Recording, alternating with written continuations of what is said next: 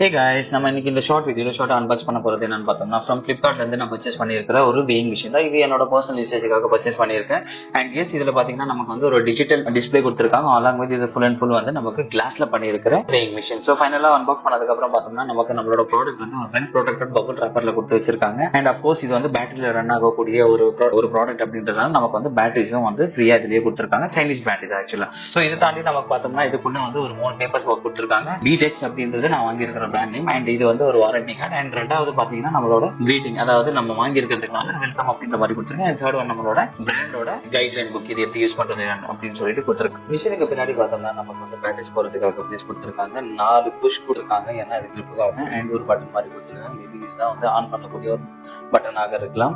And வாங்க இதுல வந்து பேட்டரிஸ் போட்டு பார்ப்போம். பேட்டரிஸ் போட்ட உடனே ஆட்டோமேட்டிக்கா வந்து இந்த மிஷின் ஆன் ஆயிடுச்சு. வாங்க இப்போ வந்து நம்மளோட வெயிட் செக் பண்ணி பார்த்தோம். எஸ், வெயிட் செக் பண்ணதுல என்னோட வெயிட் வந்து 67 காட்டுச்சு.